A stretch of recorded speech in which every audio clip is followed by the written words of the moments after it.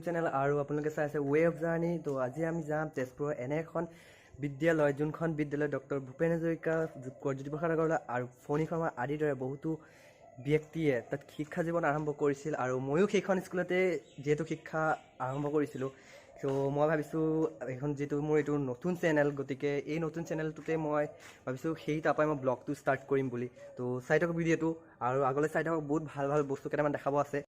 আৰু এই ভিডিঅ'টো বনোৱা এটা স্পেচিয়েল কাৰণ হ'ল কিয় যোৱা বছৰ আমাৰ এই তেজপুৰ চৰকাৰী উচ্চতৰ মাধ্যমিক বিদ্যালয়টো 150 বছৰ অতিক্ৰম কৰিছে। আৰু যিহেতু এই 150 বছৰ অতিক্ৰম কৰাৰ লগতে বিদ্যালয়খনে 4 দিনীয়া কাৰ্যসূচী ৰাখিছিল। এই কাৰ্যসূচীটোত 7, 8, 9, 10 4 দিন ৰাখিছিল। এই 4 দিনৰ ভিতৰত 7, 8, 9টো যাব পৰা নাই।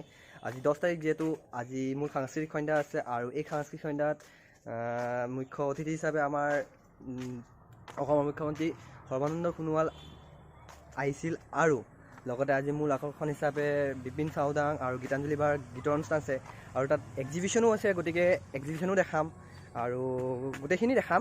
তো চাই থাকক ভিডিঅ'টো।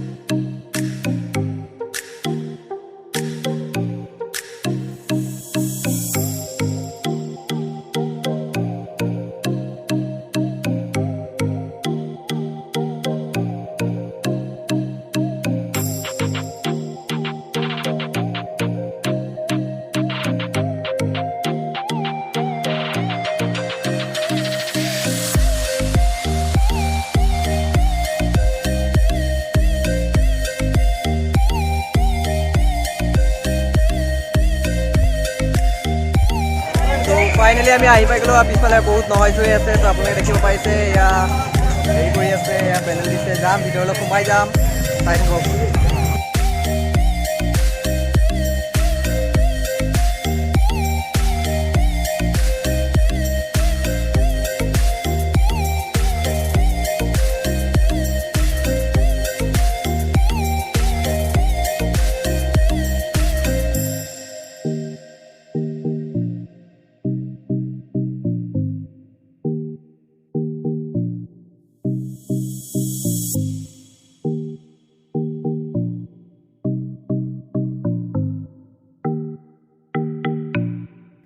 ব'লক আমি এতিয়া প্ৰদৰ্শনীলৈ সোমাই যাওঁ, চাওঁ ভিতৰত কি কি দেখা পাওঁ আমি। তো ব'লক।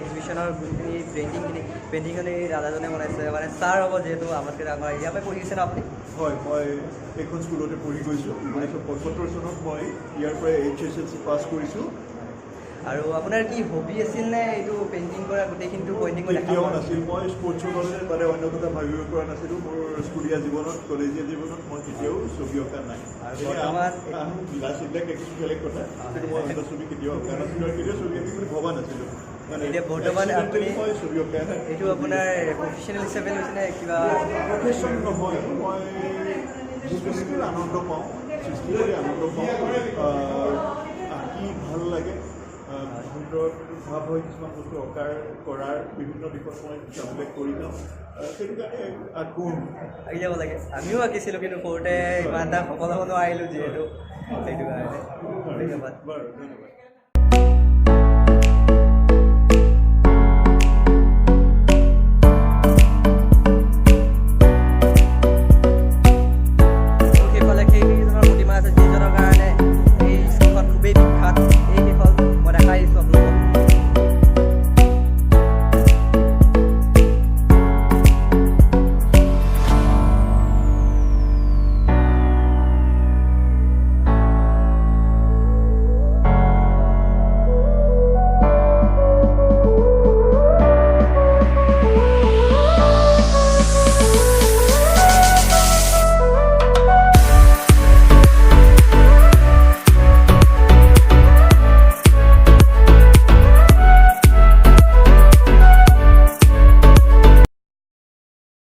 চাওঁতে সন্ধিয়া হ'ল আৰু সন্ধিয়া হোৱাৰ লগে লগে বিদ্যালয়খনে 150 বছৰীয়া জয়ন্তী উপলক্ষে বন্তি প্ৰজ্বলন কৰিলে আৰু ভিডিঅ'টো যদি ভাল লাগিল লাইক কৰিব শ্বেয়াৰ কৰিব এণ্ড কমেণ্ট কৰিব আৰু লগতে মোৰ চেনেলটো ছাবস্ক্ৰাইব কৰিব